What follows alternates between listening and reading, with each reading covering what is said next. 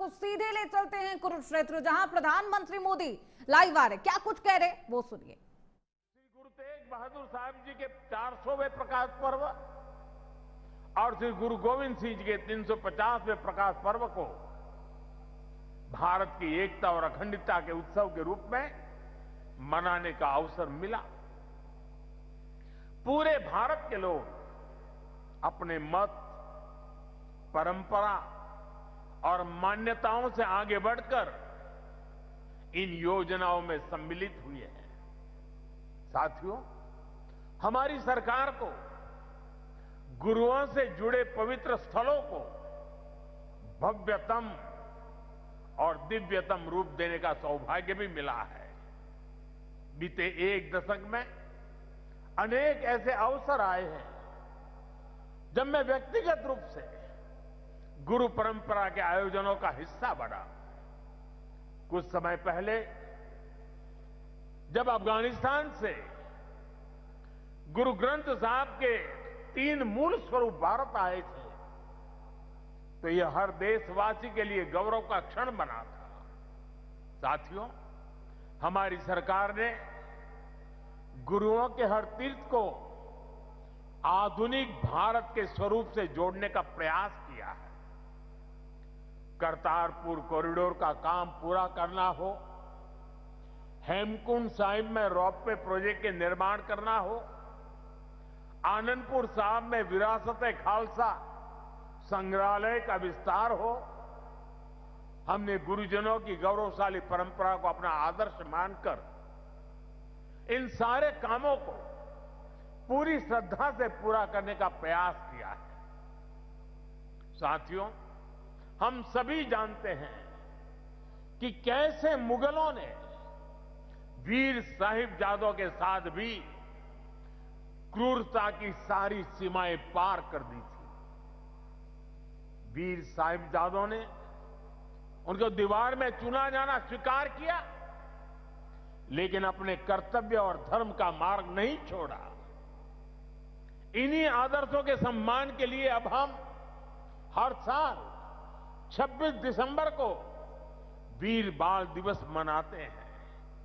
साथियों, हमने सिख परंपरा के इतिहास और गुरुओं की शिक्षाओं को राष्ट्रीय पाठ्यक्रम का हिस्सा भी बनाया है, ताकि सेवा, साहस और सत्य के ये आदर्श हमारी नई पीढ़ी की सोच का आधार बने। साथियों, मुझे विश्वास है कि आप सभी ने जोड़ा साहिब के पवित्र दर्शन जरूर किए होंगे। मुझे याद है जब पहली बार मेरे मंत्रिमंडल के सहयोगी हरदीप सिंह पुरी जी ने मुझसे इन महत्वपूर्ण धरोहरों के बारे में चर्चा की थी।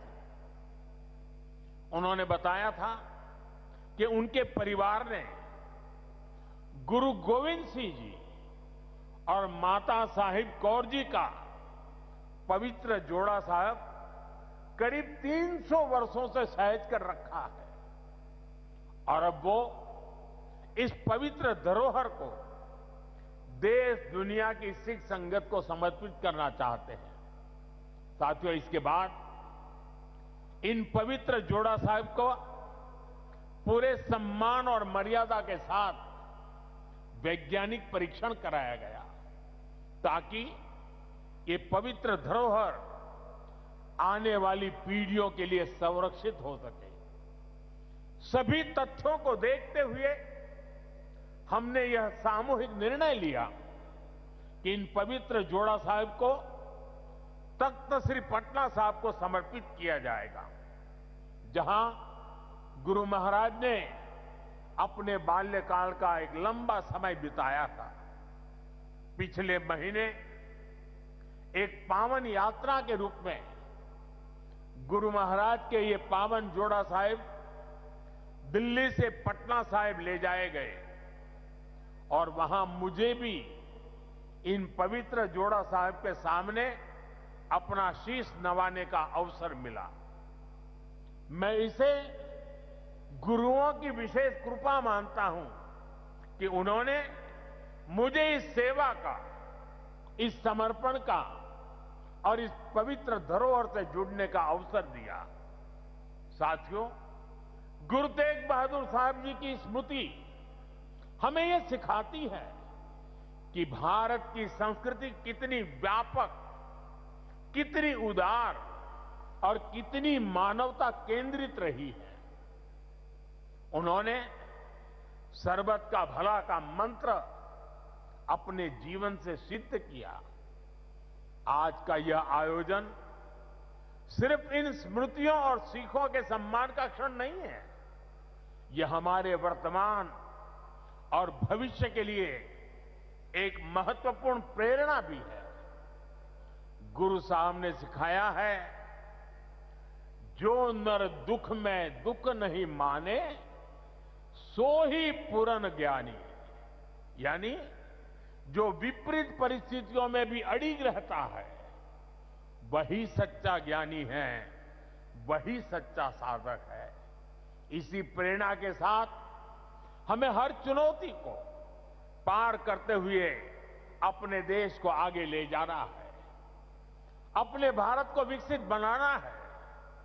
साथियों, गुरु साहब ने ही हमें सिखाया है, भय काहू को देत न भय मानत आन। यानी हम न किसी को डराएं और न किसी से डरकर जिए। यही निर्भयता समाज और देश को मजबूत बनाती है। आज भारत भी इसी सिद्धांत पर चलता है।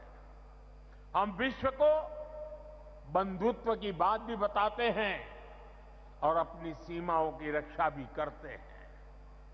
हम शांति चाहते हैं, लेकिन अपनी सुरक्षा से कोई समझौता नहीं करते। ऑपरेशन सिंदूर इसका सबसे बड़ा उदाहरण है। पूरे विश्व ने देखा है, नया भारत न डरता है, न रुकता है और न आतंकवाद के खिलाफ झुकता है। आज का भारत साहस और स्पष्टता के साथ पूरी शक्ति से आगे बढ़ रहा है। साथियों, आज इस अहम अवसर पर मैं हमारे समाज से, युवाओं से जुड़े एक ऐसे विषय पर भी बात करना चाहता हूं जिसकी चिंता गुरु साहब ने भी की थी।